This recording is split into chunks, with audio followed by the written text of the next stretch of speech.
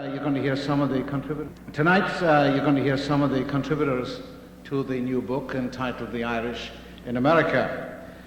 First, I'd like to introduce to you, though, some of the people who made the evening possible, for without them, this book would never have been written.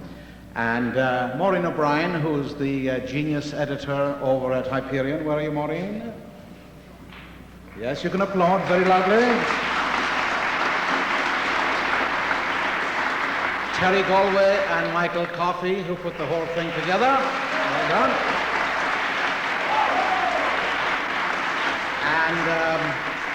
And Tom Lennon, who has made the documentary, The Irish in America, Long Journey Home, without which this book would not have been inspired, and that will be shown in January. And that is an extraordinary piece of work. Would you give Tom a wonderful round of applause? And also to Hyperion's publisher, boss man, Bob Miller. Are you there, Bob?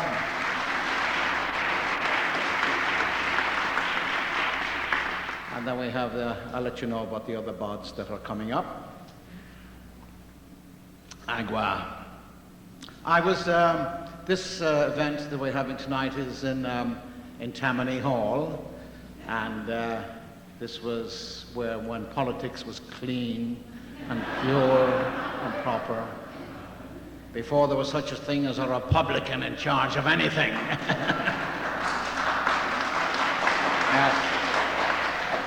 Jesus, we're going to put a stop to that too.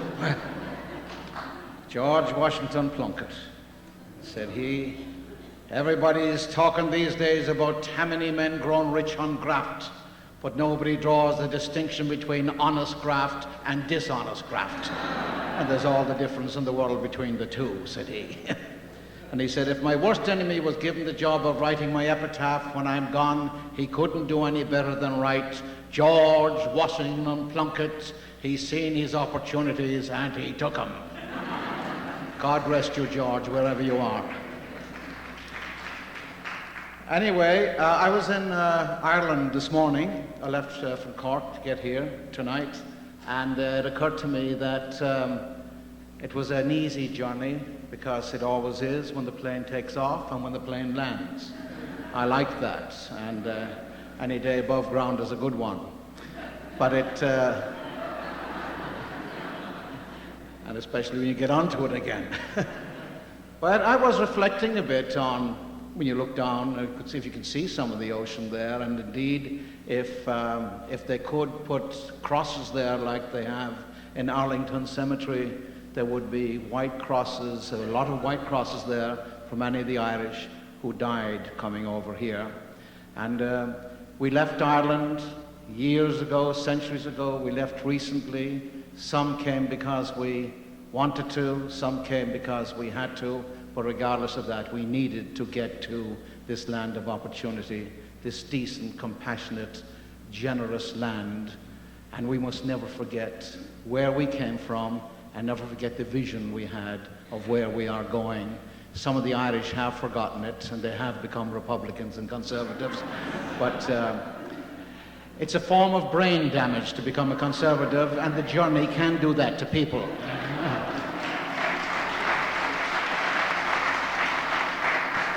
And they become bottom liners, and that's all that matters to them. Well, they can kiss me arse.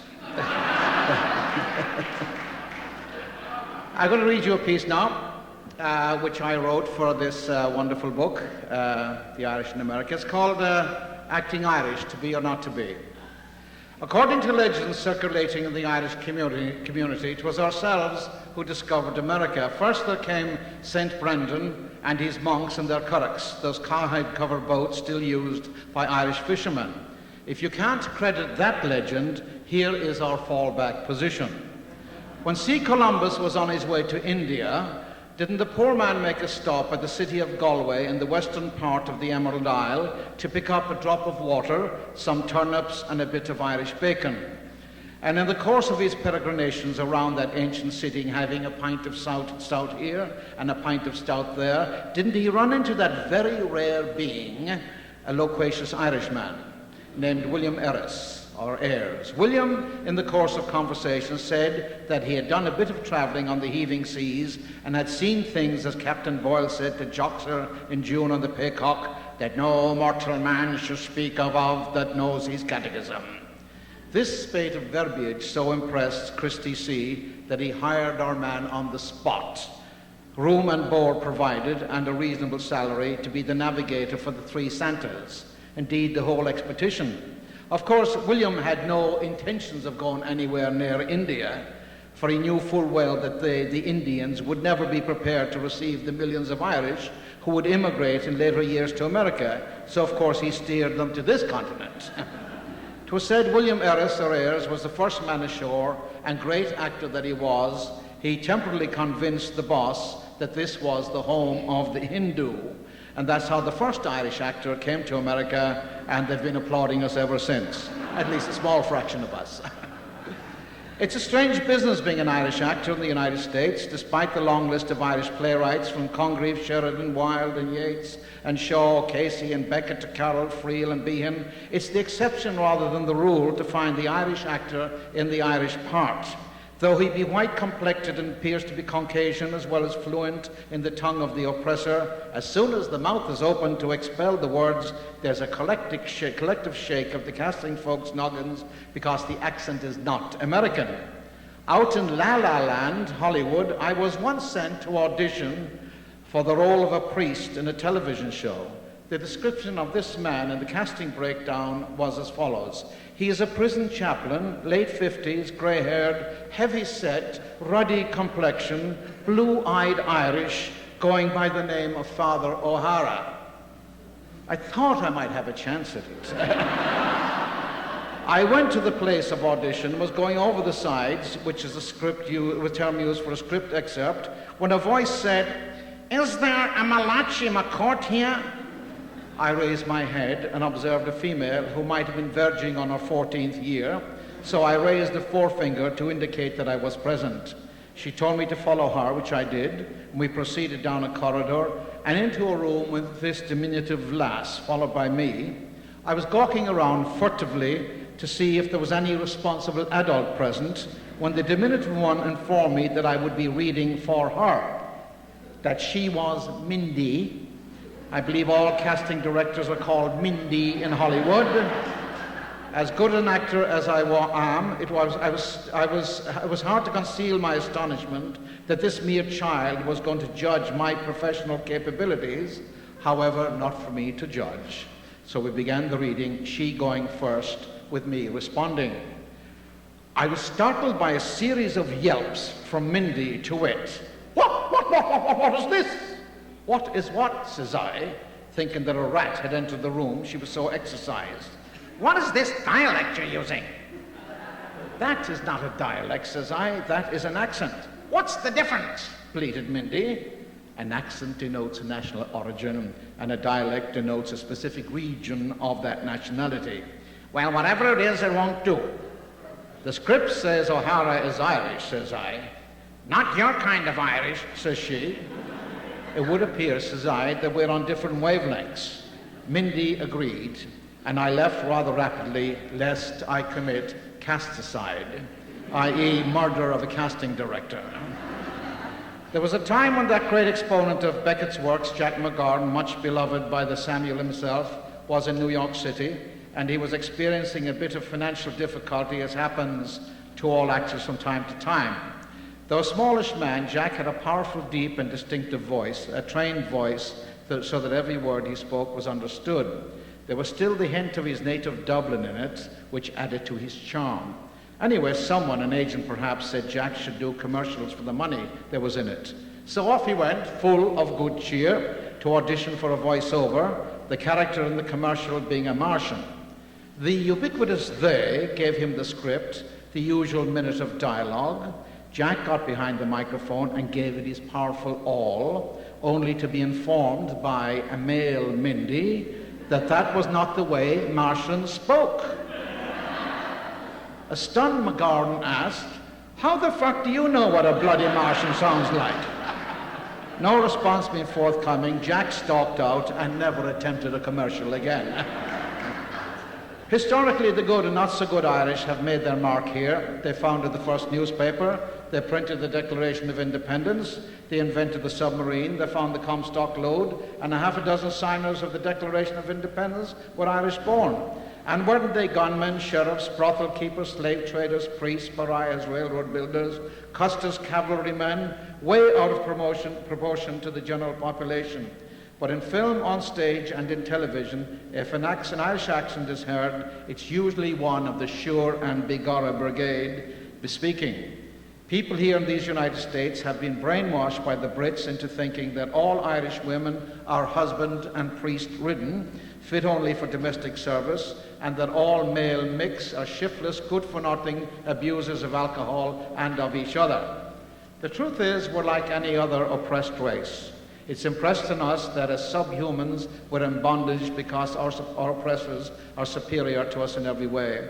Thus, the dimmest nitwit Brit considers himself superior to the most brilliant Irisher by birth and by virtue of force of arms. And we bought it, every ounce of it. We grovelled and fawned and tugged the forelock and imitated them because we thought that's the way to get on. Because we learned to despise ourselves, we wanted desperately to become someone else. So with all our hearts and minds, souls, brains and spirits, we did become someone else, thus laying the foundations of a nation that has produced not good but great actors. You eventually become the thing you hate the most, as A.E. George Russell, another Irisher, said. Becoming someone else is the essence of the art of acting. So in the secret recesses of my own mind, there are times I doubt my talents as an actor simply because I don't really want to be anyone but myself. I once opened a saloon in New York and called it Himself, knowing full well that that appellation would be applied only to me. Because all my life I've craved attention and love and admiration, and the older people would say, he should be an actor, he should. But there was no acting place for me in the stratified Anglophilic arena of Limerick's upper crust. No place for a gutter snipe who wanted to be an actor so he could be someone else, and the only way of becoming someone else there was through drink, the drug, and the death. But I must say that America has let me become the actor. I went to work on a soap opera called Ryan's Hope and had an 8-year run, like Ronald Reagan, followed by 2 years on Search for Tomorrow, more recently One Life to Live, in which I appear to be returning for a command performance. And I've been working in the theatre in O'Casey, Friel, and the work of other stalwarts of the Irish stage who have made such an impact in the world of theatre. The main qualification for being a veteran actor is to live long enough. And having done that, I've been blessed with great roles, The Da and Da, Father Farley and Mass Appeal, my time at the soaps, not to mention playing Honey Fitz in a mini-series about JFK. In other professions, the civil service, the army, the law enforcement, business, if a person does reasonably well, he gets promoted consistently upward and onward. But the actor, the poor benighted thespian, works a bit, becomes unemployed, and so off we go again auditioning to prove to someone with impaired eyesight, hearing, and sensibilities that I am qualified. Yes, I speak English. Yes, I can move and remember lines at the same time. Yes, I can act. Yes, for Christ's sakes, I am an actor. That's what I do for a living. And if I couldn't do it, I wouldn't have the temerity to come in here and strut myself. Whose life is it anyway? As an actor, be assured, it is not yours. So now I'm writing a memoir, Among Swimming, where I am the producer, the director, the casting director, the manager, the agent's receptionist, and I am the star, co-star, supporting cast and crew, and I'm not likely to turn myself down for any of the parts.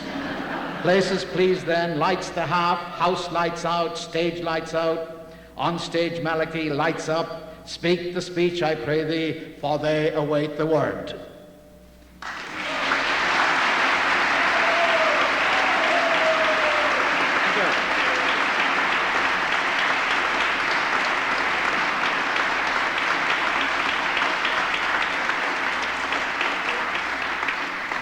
Now we're going to have some music by a lovely lady. Could you all repeat after me? Not alone is she musical, but she has a musical name. Say her name. Anya Minogue. Anya Minogue.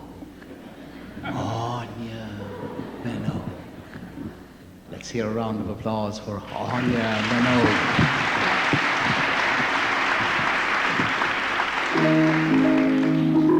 Thank Thank you very much. Oh my goodness, what an introduction.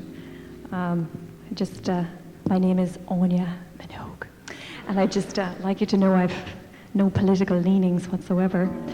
And please God, I'm not a conservative, or I'm in big trouble. Anyway,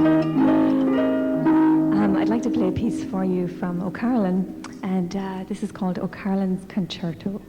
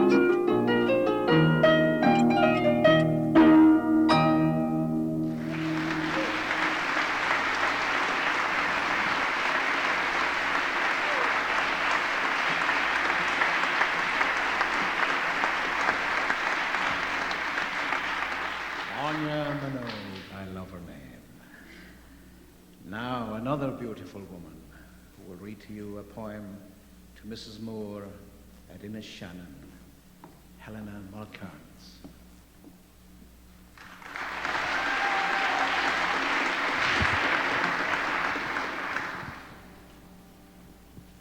To Mrs. Moore at Inishannon. Number 1 Fifth Avenue, New York City, September 14th, 1895. And Mother dear, I'm glad to be alive after a whole week on the crowded Oceanic, though I got here all right without being sick. We boarded in the rain, St. Coleman's spire, shrinking ashore, a few lamps glimmering there. Will the last to leave please turn out the lights? And I slept behind the engines for 6 nights. A big gull sat at the masthead all the way from Roach's Point to Montauk, till one day it staggered up and vanished with the breeze in the mast rigging by the Hudson Keys. Downtown, dear God, it's like a glimpse of hell in a heatwave. Drunken men, the roaring L, the noise and squalor indescribable. Manners are rough and speech indelicate, and more teeming ashore than you could shake a stick at. However, the Kellys' guest house, church, and tram, now, thanks to Mrs. O'Brien, here I am at last, installed amid the kitchenware in a fine house a short step from Washington Square. Protestants, mind you, and a bit serious, a bit like the Bandon sort, not fun like us. The older children too big for their britches, though Sam, the 4-year-old, has me in stitches. In any case, the whole country's underage. I get off each Sunday and use the privilege to explore Broadway, the new Brooklyn Bridge, or the Statue of Liberty, copper torch on top, which, would you believe it, actually lights up. And I look at the Jersey shoreline, blue and gold. It's all fire and sunlight here in the New World. Eagles and bugles. Curious, their simple faith that stars and stripes are all of life and death, as if Earth's centre lay in Central Park, when we both know it runs through County Cork. sometimes at night, in my imagination, I hear you calling me across the ocean. But the money's good, though I've had to buy new clothes for the equatorial climate. I enclose $10, more to come. Here, for God's sake, they fling the stuff around like snuff at a wake. Bye now. And, Mother dear, you may be sure I remain your loving daughter, Bridget Moore.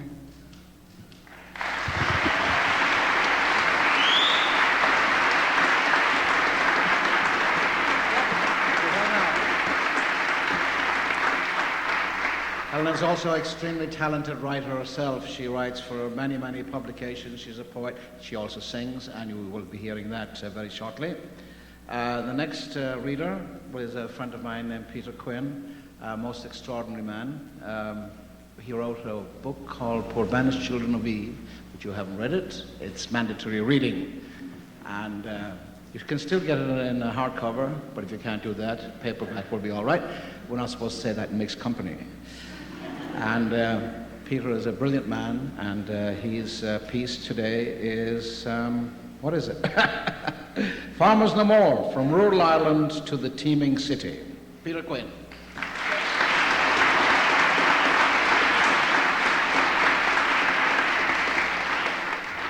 If I remember the right order in vaudeville, you had the Irish actor, then two beautiful women, and then the trained seal.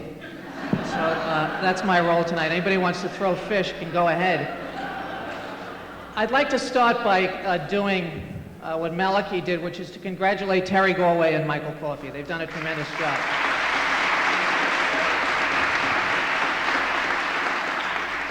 I saw an earlier draft of this book, and it included a section on Irish lingerie by Marv Alpert. They took it out, and I think it's a better book for it. I'll make my part here brief. As Malachy mentioned, it's impossible to stand on this hallowed ground and not invoke the litany of Irishmen who endowed Tammany Hall with its reputation for moral integrity and political propriety. Honest John Kelly, pray for us. George Washington Plunkett, pray for us. Jimmy Walker, pray for us. My own favorite in that litany was the greatest Tammany boss of all, the man responsible for Al Smith's career, Charles Francis Murphy. The flagpole in Union Square is dedicated to Charles Francis Murphy. Nobody was better at winning elections than Murphy. In fact, although this is little known, as a young man, Murphy served in the United States Navy. During a training tour to Hawaii, Murphy was accidentally left stranded with 4 other sailors on a small desert island that had only one tree with one coconut on it. Facing certain death from dehydration and starvation, they realized it would be feasible perhaps for one of them to survive if the others agreed to give that one the coconut. Being a Tammany Democrat, Murphy proposed they have a secret ballot to see who got the coconut. And with true Irish generosity, Murphy volunteered to count the votes. Surprisingly enough, Murphy won by a vote of 178 to 2. The other 3, being Presbyterians, demanded a recount. So Murphy obliged. He performed the recount. This time it was 180 to nothing, a unanimous landslide for Murphy, and thus was born a great political career. In that spirit of true Tammany democracy, I conducted a little poll of my own this evening. The question I put to the voters was this: would you like to hear a smattering of selections from the Irish America, or would you prefer instead for Peter Quinn to read all 611 pages of his novel Banished Children of Eve? With 97% of the precincts reporting, the results are as follows. The Irish in America, 12 votes. Peter Quinn and Banished Children of Eve, 16,472. I'm deeply gratified and I'm humbled by that result, and I'd like to thank all my supporters, especially my chief fundraiser, Vice President Al Gore, and the Irish American Buddhist Association.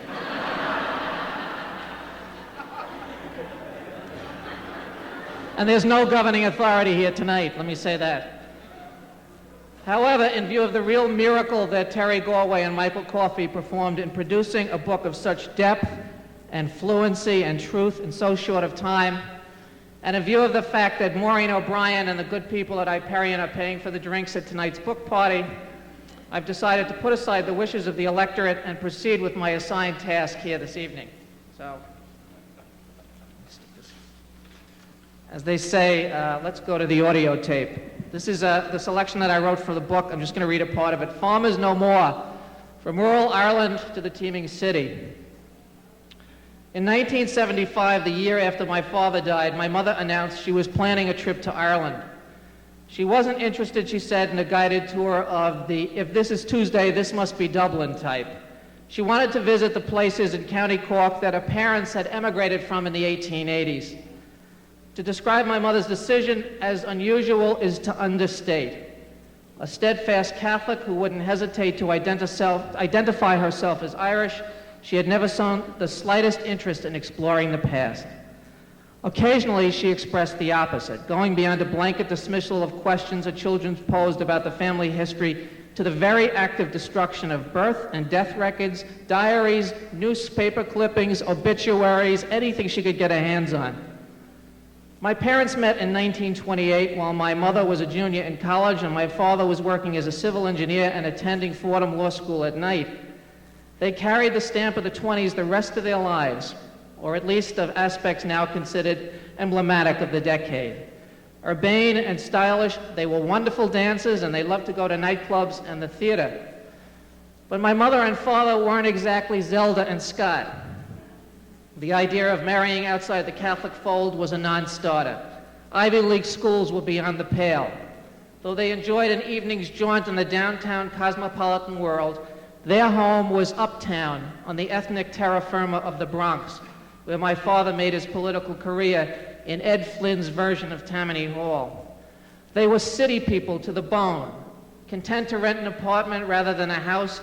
They had an enduring sense that whatever its tensions or temptations, New York was the future, a place safe from the ravages of prohibition, fundamentalism, and small-town republicanism. I might add that I still feel that way. Inevitably, though it's never spoken about, there must have been a gap between my parents and their parents. 3 of my grandparents were from rural Ireland and had never set foot in a city until they traveled through Cork or Limerick on their way to America. Even my father's mother, who was American-born, the daughter of immigrants who arrived during the famine, spent her early years on the farm where her father worked on the outskirts of New York City. Yet whatever their arguments involved, they weren't over the relative merits of cities and farms. If there was the slightest nostalgia on my grandparents' part for the land or the life they knew as tenant farmers, it was neither passed on nor mentioned. The amazingly rapid transformation of a substantial portion of the most thoroughly rural people in the British Isles into the stereotypical denizens of America's cities, cops, crooks, pals, reporters, tough-talking and streetwise, as immortalized on celluloid by Jimmy Cagney and that wonderful cadre of supporting mugs such as James Gleason and William Frawley. This is a central part of the Irish immigrant saga. The transition they made was often traumatic, and the high rates at which the Irish were sent off to jails and mental asylums is one measure of the dislocation they endured. But the Irish weren't simply crowded into the cities by poverty or by the native population's prevailing hostility towards foreigners, especially of the paddy variety. Crowding was part of who the Irish were. The traditional Irish village or clachan that many of them came out of bore no resemblance to the classic European model of orderly streets and neat squares. The clachan was a clump of cabins that leaned on one another, a physical embodiment of the tight-knit community built on a communal method of land distribution called the Rundale system. Outsiders often remarked on the intense conviviality of the clachan, the incessant emphasis on singing and dancing and storytelling that wasn't merely a part of Irish culture, but the living heart of that culture, the very vessel of its survival. Asnath Nicholson, an American woman who traveled throughout Ireland at the time of the famine, wrote of one such community that was owned by a well-intentioned landlord determined to introduce the British system of widely spaced cabins with fields individually tenanted and tilled. As described by Mrs. Nicholson, the inhabitants resisted the plan because they feared, quote, it would thin out the crowds and it would break up the clanship too much. When they finally complied and tore down their homes, they did so in a way that asserted the very identity that was being called into question. When disturbed, Mrs. Nicholson wrote, the Rundale system brought new difficulties to these people. It broke up the clusters of huts that they were used to and the facilities of assembling knights to tell and hear their long stories. But they must tumble down the cabins, which were of loose stone, and the owner of a cabin hired a fiddler, which no sooner known than the joyous Irish are on the spot. Each takes a stone or stones upon his back, for women and children are there, and they dance at intervals. The fiddler animates them on while the daylight lasts, and then the night is spent dancing and dancing. Perhaps no force in human history is more persistent or less appreciated than the tenacious persistence of traits, customs, and attitudes that embody a group's values and beliefs, and that resist almost every effort to uproot or pull them down. The cabins are razed, the people move on and are scattered, but the stones of experience and understanding and memory are carried with them, in their souls and in their minds, taken to some new place and reassembled as the foundation of a new life. Out in the American West, the Irish who went to the frontier often wrote of the loneliness and disorientation they experienced amid the wide open spaces other settlers seemed to thrive on. For better or for worse, and I think it was for better, rugged individualism wasn't an Irish characteristic or obsession.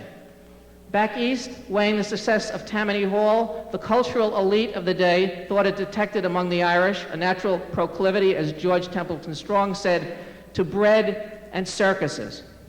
The tendency was undoubtedly there. If by bread is meant the desire of the laboring classes for work and some measure of security from themselves and their families, and if by circuses is implied not idle spectacle, but the ceremonies of community, the rituals of clam bakes, boat rides, 4th of July picnics, election parades, and speeches that dispelled the drabness and alienation that so readily envelop the urban poor. When my mother made her trip to Ireland, she brought along her sister, a granddaughter, and myself. We found the village her father came from, a small, forlorn crossroads outside Macroom, in what had been an Irish-speaking area until the early 20th century. The old church had burned 50 years before, and with it the parish records. There wasn't even a faded scroll on a moldering baptismal certificate to connect us to these empty, mist-shrouded fields. My mother and I left the others on the church steps and walked together a short distance down an unpaved road. Nearby was a crumbling concrete barn with a rusted iron roof. There was a radio on. I looked at my mother. I knew she was still deeply grieved by my father's death, and I was afraid that the utter absence of any trace of her own father, of a past gone forever beyond reach, might bring her to tears. The mist was quickly changing to rain. We should go back, I said. Listen, she said. I did, and I heard the quick fluctuations of fiddles coming from that radio. Irish sounds. My father sang that tune, she said it to me, and she smiled and lifted a coat above her thin ankles and did a small, graceful jig, and the soles of her American shoes gently slapped the ground. It was a step I'd never seen her do before. Thank you.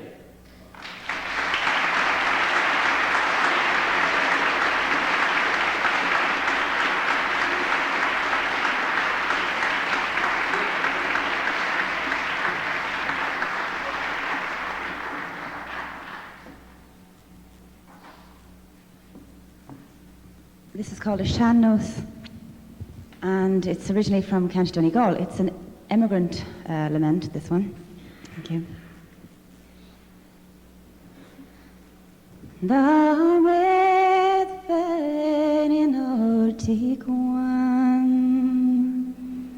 Nachan Tleut I Wadwan, Bohan Avlam Gandoler Kurt,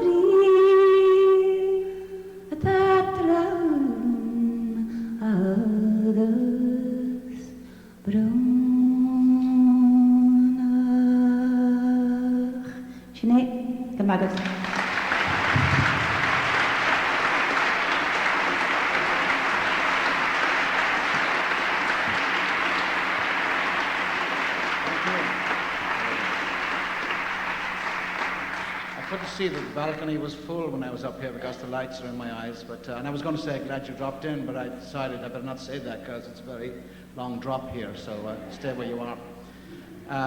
Our next reader, performer is a poet, a loud and clear poet, a songwriter, a playwright, a writer, a seeker of justice, a man of compassion and decency, and always there in the right cause at the right time, at all times when needed. Would you welcome Larry Kirwan?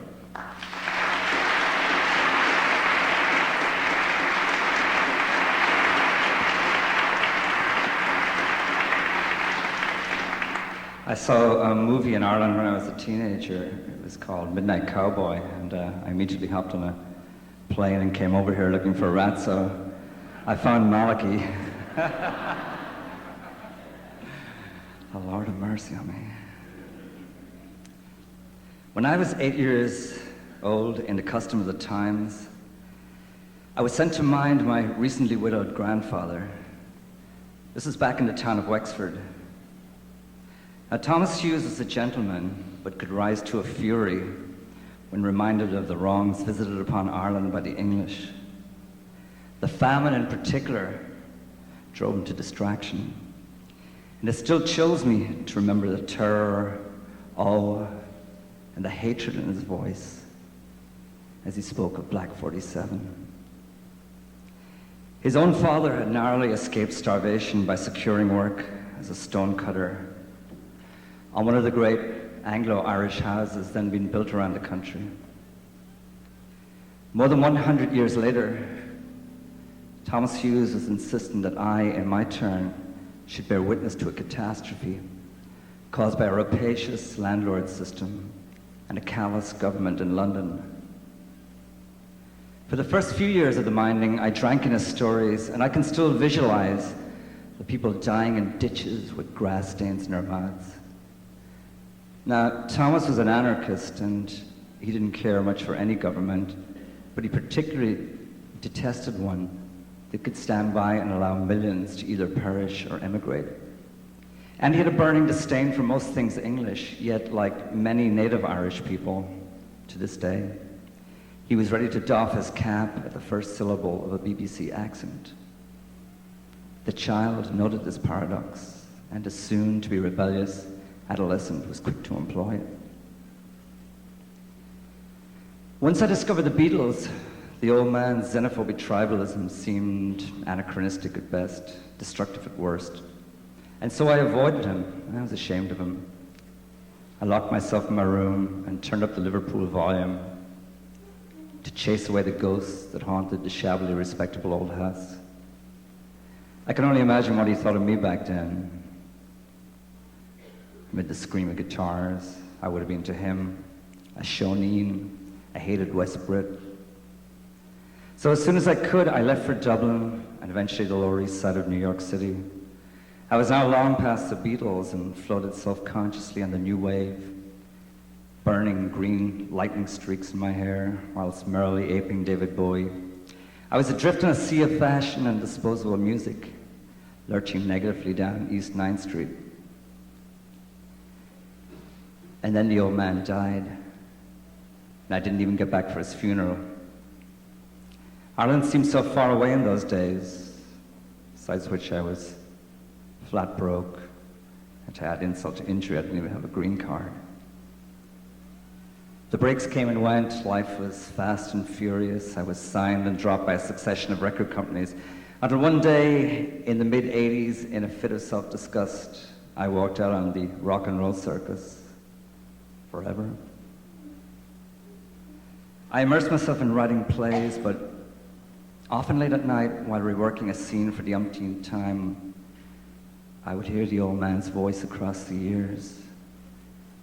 He had often talked about his uncle, an agent for Charles Stewart Parnell, in the Carlow by-election of 1891. And so I wrote a play about the uncrowned king and the divorce case that had split a country. Coincidentally, I found I was already familiar with the music of the period, courtesy of the old man and his drawing room sensibility. The melodies which I had totally scorned in adolescence still stood the test of time. If you just stripped away the Victorian calcification, added a pounding beat, some new lyrics, a sympathetic bridge or two, hey, you had a whole new world. Around that time, I was composing scores for modern dance and rebelling against the Philip Glass style of minimalism then in vogue. I began writing ancient, as I thought, Gaelic melodies for accordion, flute, fiddle, and voice. Choreographers, however, disliked the idea of seeming to interpret English words, so I would play back the melodies and record whatever words of Irish that came to me. Then I'd translate this stream of consciousness, babble, back into English, talk about whispers from the past. Without even knowing it, I was on my journey back. One night I walked into a bar called Paddy Riley's. A folk group called Beyond the Pale was playing its last gig there. I sat in with them, had a blast, and later at the bar, over gallons of Perrier. What are you laughing at? The leader, Chris Byrne, and I got to talking about the lack of political content in rock music. I was impressed by his knowledge of street life. As it turned out, he was a New York cop. But I was even more impressed by his commitment to Irish America and its right to a full and equal participation in Irish political affairs. For my own part, I had long since discarded the particular xenophobic mentality that afflicts so many of us Irish immigrants. So we formed a band with the idea of upending the whole Irish American music scene. This, of course, without yet playing a single note. What to call this coming revolution?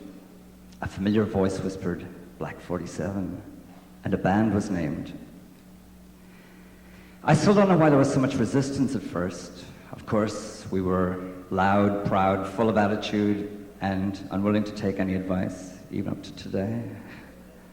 The first year was heartbreaking, probably more so for Chris. My friends simply refused to come to the gigs, and so eventually I shed them all like old skin. Chris's, however, were already entrenched in the Irish bar scene, and there was much shaking of heads and wondering, what the hell did he come to? But we had our eyes on a prize, and the complaints, the firings, the constant derision only made us stronger. And then night by night, the music seemed to get more cohesive as we struggled to meld together our particular brand of traditional reggae, hip-hop, and rock.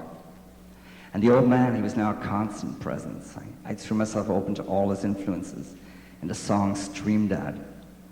James Connolly, The Big Fella, Black 47, Irish historical characters and events, not viewed through the mists of